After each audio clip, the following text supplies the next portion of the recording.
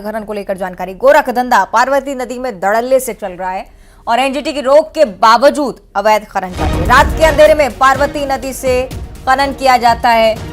पार्वती नदी में पुल के पास जेसीबी से खुदाई हो रही है। प्रशासन ने मामले पर चुप्पी साध ली है क्योंकि ऐसा बिल्कुल नहीं हो सकता कि यहां से खनन चल रहा हो और प्रशासन को इस बारे में जानकारी ना हो। ये मामला सीहोर का, तस्वीरें आपकी टीवी स्क्रीन पर। अवैध खनन निरंतर जारी, संज्ञान लेने वाला कोई नहीं। प्रशासन कमला अगर जानता है तो जानकर भी अनजान बनने का प्रयास कर रहा है। तस्वीरें आपकी टीवी स्क्रीन पर जो ये स्पष्ट करती हैं कि निरंतर यहां से खनन चल रहा है अवैध तरीके से।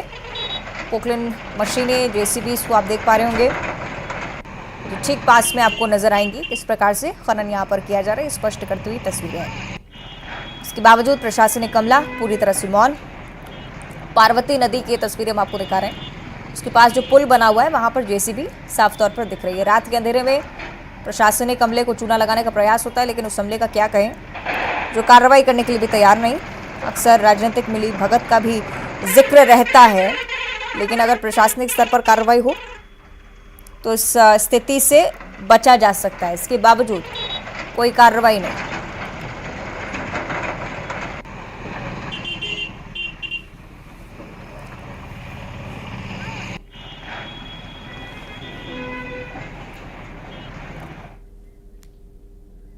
और नर्मदापुरम में 5 बच्चों की तबीयत खराब हो गई। रतन जोत के बीज खाने के चलते 5 बच्चे बीमार हो गए। इटारसी अस्पताल में फिलहाल भर्ती करवाया गया है। केसला के आबदीपुरा निवासी ये सभी बच्चे हैं। डॉक्टर के मुताबिक हालांकि सभी बच्चे सुरक्षित हैं, लेकिन इससे पहले हड़कंप जरूर मचा इस बात को लेकर कि कैसे इन बच्चों को ये बीमारी हुई। नर्मदापुरम में इनकी तबीयत खराब हुई क्योंकि रतन जोत का बीज खाया था, उसके बाद से बीमारी को लेकर जानकारी लगी थी।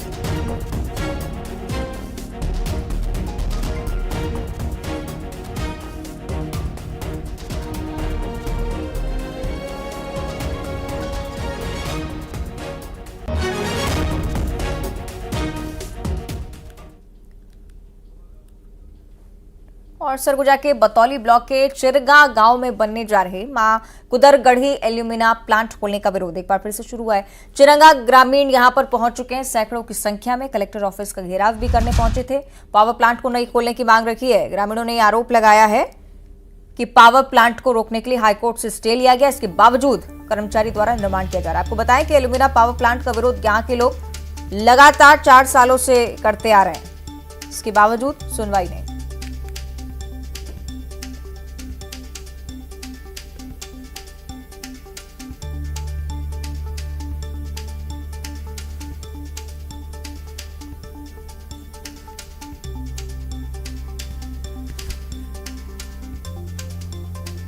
हमें कहना चाहिए स्टे लगी से है और कहना चाहिए हमें ईटा बालू गिराते हैं तेला विरोध करे पर आए हैं। एल्युमिनियम फैक्ट्री विरोध करे पर आए हैं। चिरगा में जो फैक्ट्री लगा थे ना, जिला 4 साल से विरोध कर थे। हाई कोर्ट और स्टे दे से फिर भी फैक्ट्री वाला ईटा बालू गिराते, वही लग ज्ञापन सौंपे पे है कि ईटा बालू गिराना बंद किया जाए। हमारे पास उपाय है, बंद कराने का उपाय है। आंदोलन करेंगे, हड़ताल करेंगे, चक्का जाम करेंगे, लेकिन ईटा को हटाएंगे। जांच करवाएंगे और जो भी नियमानुसार कार्रवाई होगी वो प्रशासन के द्वारा किया जाएगा। इसका विषय है, जांच करवाएंगे। मैंने इनका ज्ञापन ले लिया है। जांच करवाने के बाद जो भी पाया जाएगा उसमें विधिवत कार्रवाई की जाएगी। कवर्धा का अब जिक्र, जहां साधराम यादव हत्या का मामला सामने आया और परिजनों ने 5 लाख की आर्थिक मदद लौटा दी है। सरकार को मदद लौटाई गई। परिजनों ने अपर कलेक्टर को चेक लौटा दिया है। हत्या के आरोपियों को फांसी की सजा की मांग रख रहे हैं। न्याय के अलावा कोई सहायता नहीं चाहिए, परिजनों की तरफ से सख्ती के साथ ये कहा गया है। कवर्धा का मामला हत्या का है पूरा मामला। आर्थिक सहायता दी गई थी 5 लाख की, लेकिन कलेक्टर को फौरन पहुंचकर ये राशि वापस की गई।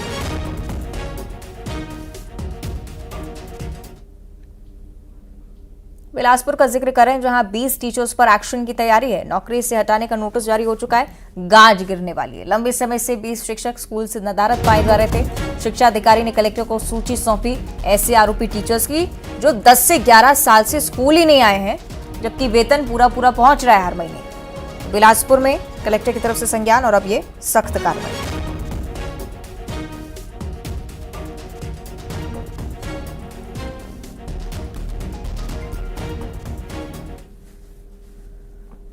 बिलासपुर की खबर का जिक्र कर लेते हैं, जहां महिला शराब तस्कर गिरफ्तार हुई है। शराब की तस्करी करते इस महिला को पकड़ा गया। 2 महिलाओं को पुलिस ने धर दबोचा है। आबकारी अधिनियम के तहत कार्रवाई हुई है। अब दोनों महिलाएं शराब की तस्करी कर रही थी और उसी दौरान पुलिस को भनक लगी। फौरन ही दोनों ही महिलाओं की गिरफ्तारी की गई है।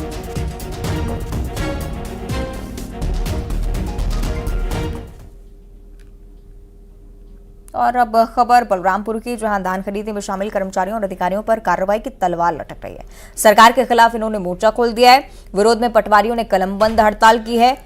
इन्हें समर्थन भी दिया गया है महासंघ के महामंत्री की तरफ से। बलरामपुर भी वो पहुंचे। आपको बताएं कि 23 से 24 में धान खरीदी को लेकर रामानुजगंज तहसील के लगभग आधा दर्जन खरीदी केंद्रों में अनियमितताएं थी। जांच के लिए अलग अलग समितियां बनाई गई। तहसीलदार विष्णु गुप्ता को दोषी भी पाया गया, सस्पेंड भी किया गया। धान खरीदी में शामिल 12 पटवारियों और 6 ग्रामीण विस्तार अधिकारियों पर अब कार्रवाई होने वाली है और इसी का विरोध पटवारी कर रहे हैं।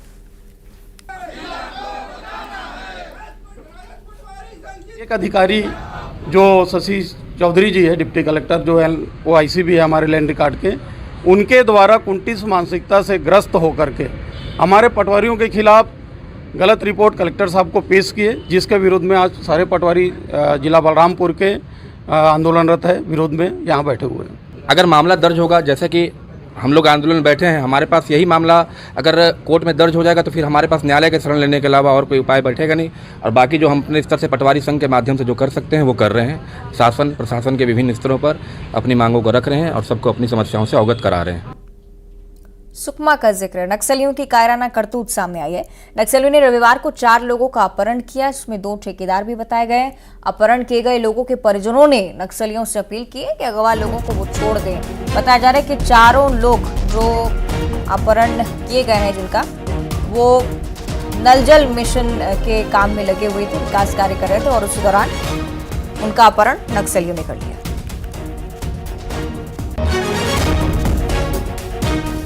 काम करने मुझे गया है, छोड़ता हूँ मेरे बेटे को, खूली में बेटा छोड़ता हूँ, छोड़ दो। बहुत मजबूरी है मम्मी ने, कोई नहीं है वो कमाने वाले, वो एक ही बेटा है वो मेरे को। 2 बच्चे, हम गरीब है, लेबर लोग हैं, हम काम कराने वाले हैं बस। ठीक है,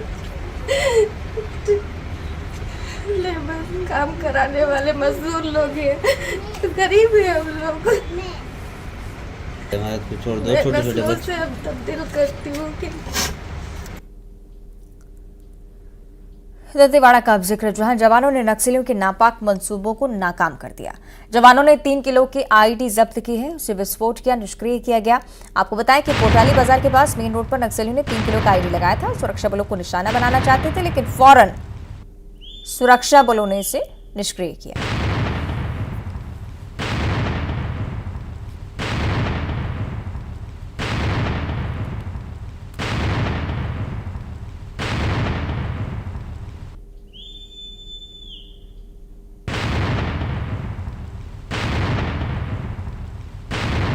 थाना हरणपुर क्षेत्र अंतर्गत हरणपुर से पोटाली जाने के रास्ते में पोटाली मुख्य बाजार के पास माओवादियों द्वारा सुरक्षा बलों को नुकसान पहुंचाने की नीयत से एक प्रेशर आईडी लगाया गया था, जो लगभग 3 किलो वजनी था।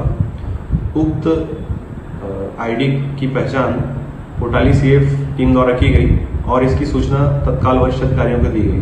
वरिष्ठ अधिकारियों के मार्गदर्शन में थाना हरणपुर और CRPF 111वीं वाहिनी हरणपुर के VDS टीम द्वारा जाकर मौके से आईडी को बरामद किया गया और आईडी को सुरक्षित तरीके से डिस्पोज किया गया।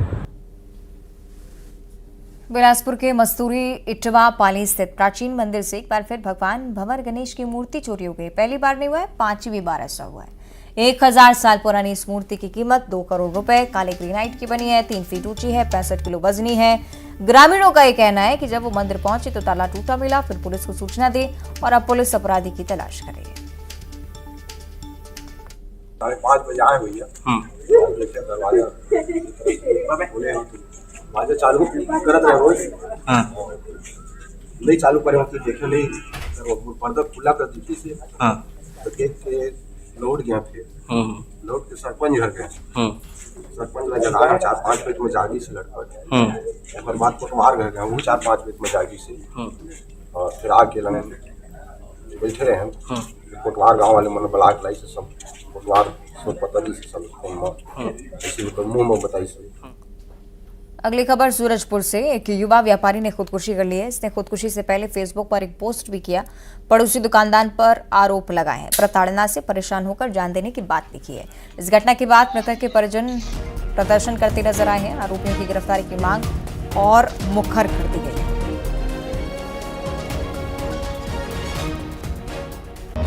2 दिन पहले आगजनी की घटना हुई थी जरी में, हिमांशु क्लॉथ स्टोर में, जो मेरे दुकान के जस्ट बगल में ही है। और आगजनी कैसे लगी तो उसका कारण अज्ञात था, लेकिन जो दुकानदार थे, जो मालिक थे, उसके द्वारा लगातार प्रताड़ना मेरे भाई को किया जा रहा था। और थाना में इन लोग नामजद शायद हम लोग नाम से रिपोर्ट भी कराए थे, जो बीती रात पुलिस वाले लेके भी गए थे और वहाँ पूछताछ भी हुआ था। कड़ी से कड़ी कार्रवाई करें और निष्पक्ष जांच करें, और उस आगजनी की घटना की जांच भी करा सकते हैं। अगर हमारा परिवार किसी तरह से संलिप्त होगा तो हम कार्रवाई अपने लिए तैयार है। अगर नहीं होगा तो ये जो मेरा भाई जो मृतक जो खत्म हो गया, मेरे को गिरफ्तारी चाहिए। उसके बाद ही बॉडी पोस्टमार्टम के लिए जाएगा, वरना मैं बॉडी को कहीं लेके नहीं जाऊँगा, ना पोस्टमार्टम के लिए ना पंचनामा, कोई नहीं। बॉडी यहीं पर पड़ेगा, सड़ता रहेगा। मेरे को कठोर से कठोर कार्रवाई चाहिए। कतर ने इंडियन नेवी के 8 पूर्व अधिकारियों को रिहा कर दिया है। इनमें से 7 लोग भारत लौट भी आए, जबकि पूर्व कमांडर पूर्णेंदु तिवारी की फिलहाल भारत वापसी नहीं हो पाई है। ग्वालियर में रहने वाले पूर्णेंदु तिवारी की छोटी बहन मीतू भार्गव ने पूर्व अफसरों की रिहाई पर प्रधानमंत्री मोदी का धन्यवाद दिया। साथ ही अपने भाई की जल्द वापसी की उम्मीद भी की है। करीब 1.5 साल पहले कतर में इंडियन नेवी के 8 पूर्व अधिकारियों को जासूसी के आरोप में जेल में बंद किया था। फांसी की सजा सुनाई थी, लेकिन उस दौरान प्रधानमंत्री की पहल से न सिर्फ पूर्व अफसर की फांसी की सजा रोकी गई, बल्कि वतन वापसी का भी मौका मिला है। मेरे भाई भी हैं, पर वो मेरे भाई भारत नहीं लौट पाए, वो वहीं हैं, उन पे ट्रैवल बैन है। तो हम चाहते हैं हम कि जल्दी से जल्दी मोदी सरकार उनको भी वापस लेके आए Bharat. Commander, retired commander Purnendu Tiwari, बहुत बस बता नहीं सकते, इतनी खुशी है कि सब सकुशल वापस भारत आए सातों, और मेरे भाई भी आ जाएं। वही मैं चाह रही हूँ कि सरकार उन्हें भी अति शीघ्र लेके आए। हम मन से माननीय प्रधानमंत्री जी नरेंद्र मोदी जी का, हमारे एस जयशंकर जी का, और वहाँ के अमीर, कतर के अमीर का भी शुक्रिया अदा करेंगे, धन्यवाद देंगे कि उनके प्रयासों से ये कार्य बन पाया। यदि आप ई रिक्शा की सवारी करते हैं तो सावधान हो जाइए। सावधान इसलिए क्योंकि आपकी सुविधा के लिए बनाए गए ई रिक्शा इन दिनों आदतन अपराधी चला रहे हैं। और तो और इन ई रिक्शा के जरिए रिकॉर्ड या डिटेल पुलिस के पास भी नहीं मिलती है। रिपोर्ट में पूरी खबर समझिए।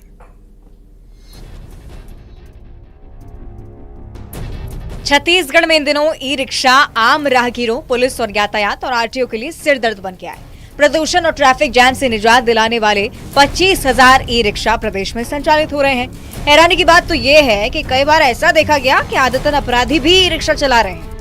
दिक्कत ये है सर कि अभी नया पार्किंग का कुछ ठेका वगैरह चल रहा है यहाँ स्टेशन का, तो ये ई रिक्शा को लगाने का अनुमति है कि नहीं अभी कंफर्म नहीं हुआ है। अभी तो खैर ये ऑटो प्रीपेड लोगों का यूनियन है, तो उन्हीं के साथ में अभी खड़े रहने के लिए अभी तो मिला है, लेकिन ये कंफर्म नहीं है कि यूनियन है कि नहीं, क्या है कैसा, कुछ जानकारी भी पूर्ण अच्छे से नहीं मालूम है। इतना ही नहीं, ये अपराधी ई रिक्शा का गलत इस्तेमाल करते हुए चोरी, मारपीट जैसी घटनाओं को भी अंजाम दे रहे हैं। शहर भर में ऐसे कई ई रिक्शा हैं जो धड़ल्ले से घूम रहे हैं, जिनका आरटीओ में रजिस्ट्रेशन तक नहीं है। 25,000 ई रिक्शा आरटीओ में रजिस्टर्ड नहीं। अपराधी से लेकर नाबालिग तक चला रहे ई रिक्शा। ई रिक्शा के फिटनेस की नहीं होती है जांच। लाइसेंस के बिना चलाई जा रही ई रिक्शा, ना नियमों का ज्ञान, ना पुलिस का डर। इन ई रिक्शा का रिकॉर्ड तक पुलिस के पास नहीं है। यहाँ तक कि मालिक और चालक का भी कोई अता पता नहीं है। ऐसे में वारदात के बाद सर्च करने में पुलिस के पसीने छूट जाते हैं। जो है वो जैसे जानकारी में जो मेरे को आया कि काफ़ी बड़ी मात्रा में लोग ई रिक्शा खरीद रहे हैं और सड़कों पे आ रही है, तो बहुत ज़्यादा इनकी मात्रा हो गई है।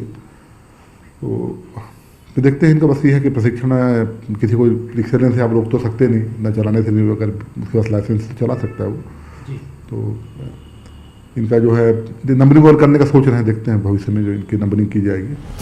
ये खबर आपको सावधान करने के लिए है, क्योंकि जिस ई रिक्शा की आप सवारी करते हैं उससे अपराधियों ने अपराध करने का नया ठिकाना बना लिया है। Bureau report, news 18। और छत्तीसगढ़ पहुंचे शंकराचार्य अभिमुक्तेश्वरानंद महाराज ने कई मुद्दों पर बेबाकी से अपनी राय रखी। जातिगत जनगणना, गाय के मुद्दे पर, नक्सलियों को लेकर भी बयान दिया है। क्या कुछ कहा गया उनकी तरफ से, पूरी रिपोर्ट आप देखें।